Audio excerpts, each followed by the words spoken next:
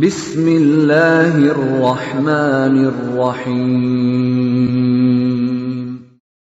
وَلْتَكُنْ مِنْكُمْ أُمَّةٌ يَدْعُونَ إِلَى الْخَيْرِ وَيَأْمُرُونَ بِالْمَعْرُوفِ وَيَنْهَوْنَ عَنِ الْمُنْكَرِ.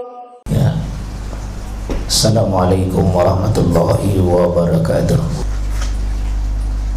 Baik, saya baca hadis ini, ilmu adalah jalan menuju kebahagiaan. Ya.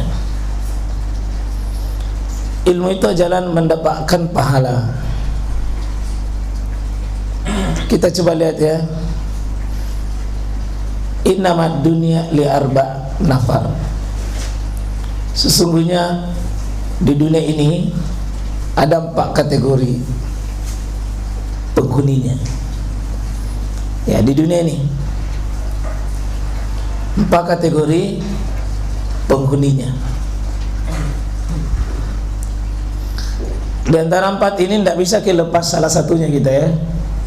Nah, di mana posisi orang berilmu?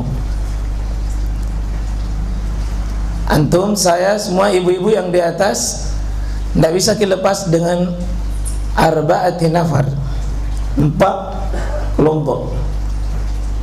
1, abdin, seorang hamba, razaqahullahu malan, Allah kasih harta itu hamba itu.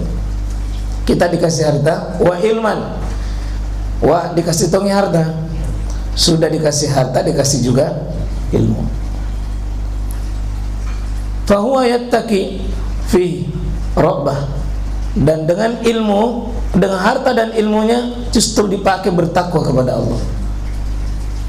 Wa yasilu fihi rahimah, dan dia pakai hartanya dengan ilmunya dia pakai apa? Menyambung silaturahim.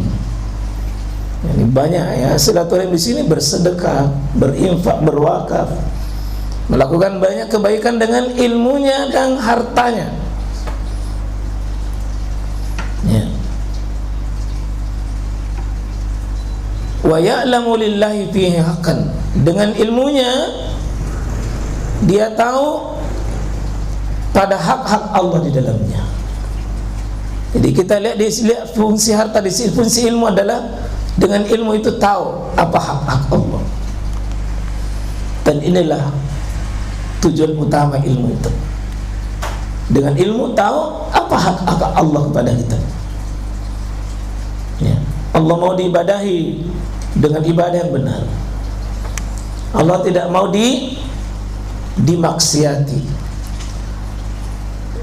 Dengan ilmunya, hartanya dia pakai silaturahim, ilmunya pakai mengenal hak Allah.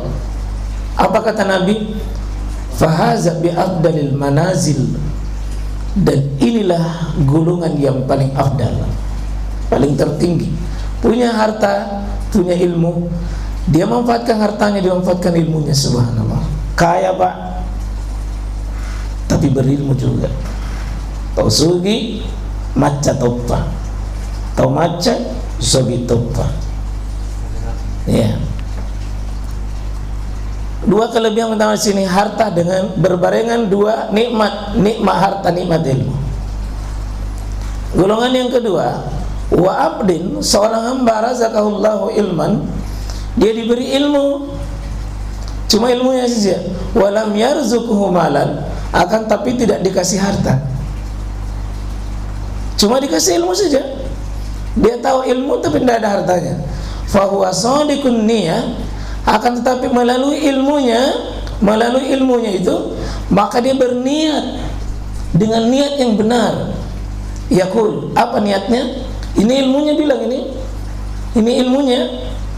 Lau anna li, sekiranya saya punya malan, harta, la amiltu bi amalin fulan, maka saya akan melakukan amalan sebagaimana amalan yang dimiliki oleh si fulan tadi, yang dermawan,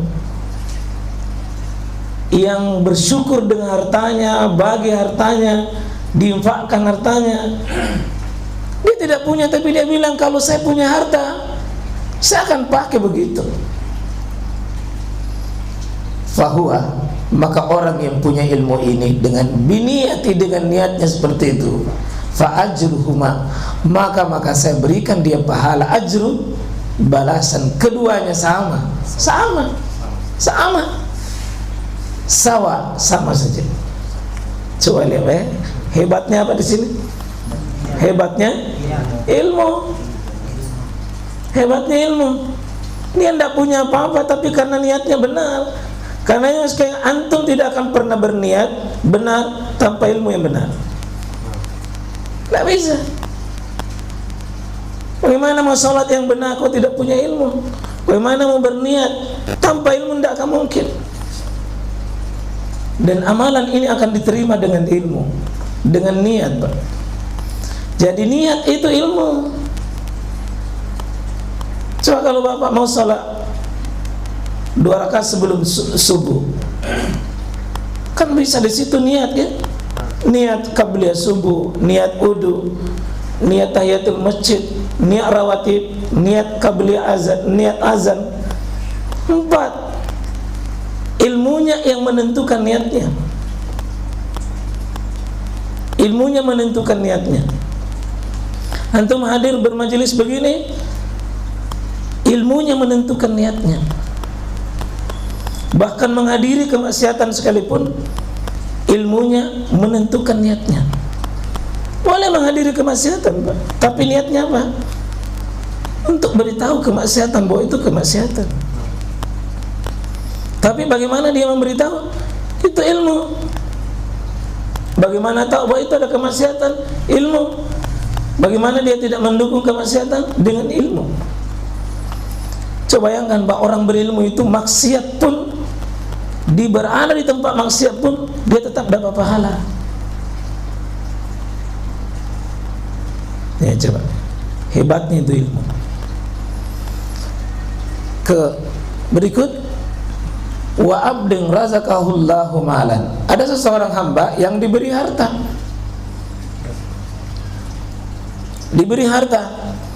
Walam yarzuqhu ilman. Akan tapi tidak diberi ilmu. Sebaliknya kan? Ini sebaliknya nih, golongan ketiga ini ada hartanya, tidak ada ilmunya. Fahuwa yahbitu fi malihi, salah mengatur itu hartanya. Dia salah dalam apa?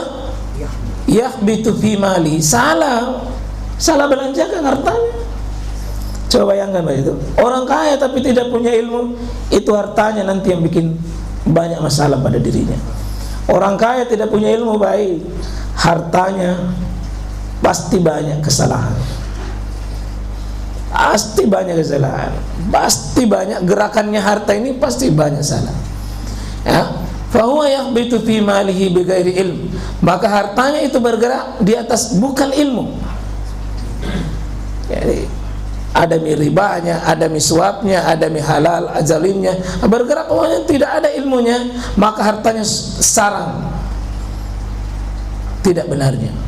La yattaqifi, tidak bertakwa dengan hartanya, rabbahu dengan pada Tuhannya, wa la yasilu fihi rahimahu, dan tidak dipakai hartanya untuk menyambung silaturahim, wa la ya'lamu lillah, dan dia tidak mengetahui apa ya haknya Allah di dalamnya, haqqan.